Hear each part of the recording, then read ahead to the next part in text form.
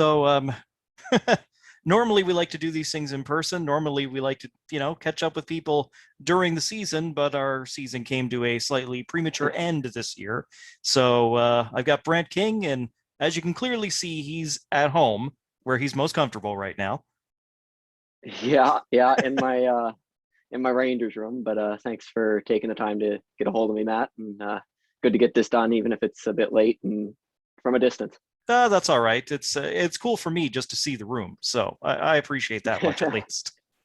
Yeah, Yeah, well, let's go back and talk about the season that was, because this was a season that was like absolutely no other.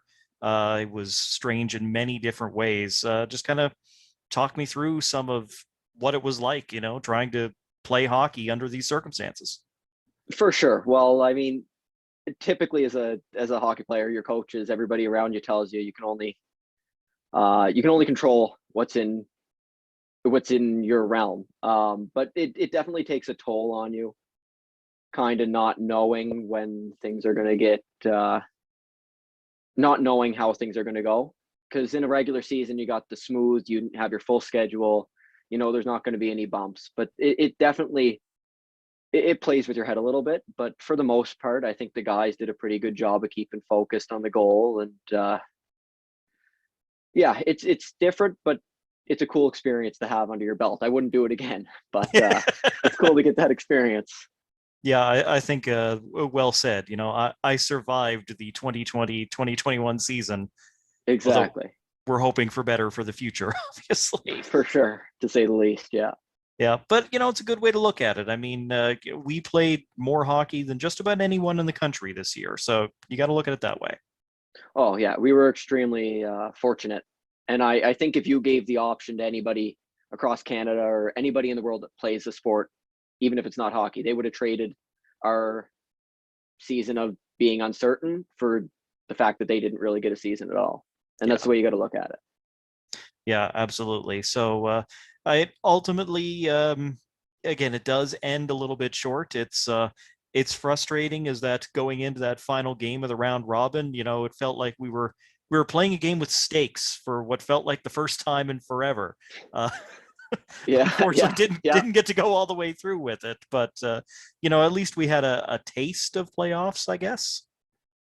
yeah. I think I mean it's not a hidden fact that mostly the same group's going to be returning. We're a team that was mostly 18, 19, and now we're going to be a year older. So you got the same kind of core returning. It was definitely good to get that experience that we maybe didn't have the year before or early in the season. It was good to get that late season experience where it was similar to playoff hockey. Get that under your belt and learn from it, take it into next year.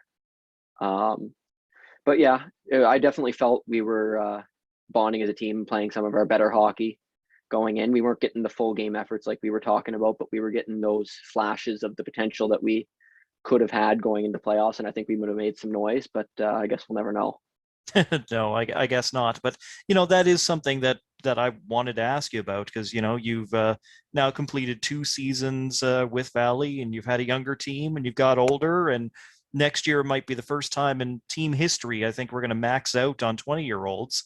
Yeah, for sure. I mean, it's definitely, you get that sense of excitement for you want to take your time to reset from the season that just passed, but it's hard not to look forward just to August, September when you get back and think about the potential on top of what we showed in flashes this year that the team next year is going to have.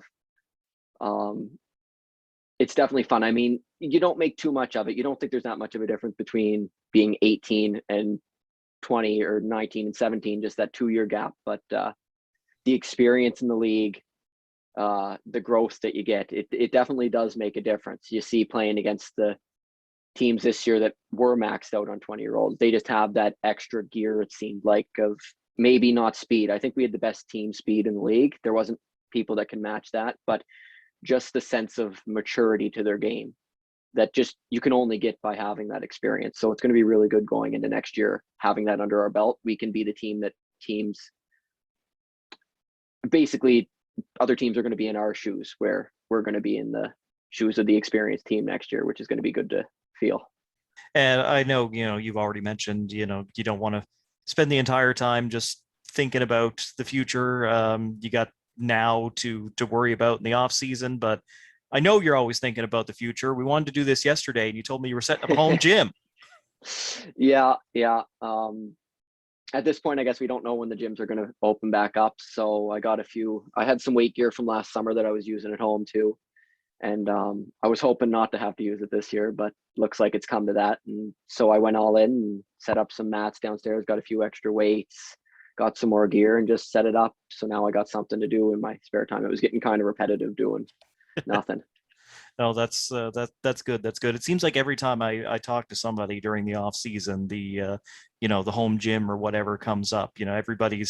Everybody's committed, and really that's whichever Wildcats team, whatever age group I'm talking about. Guys are always trying to improve, and that's certainly what I want to see. That's certainly what the coaching staff wants to see.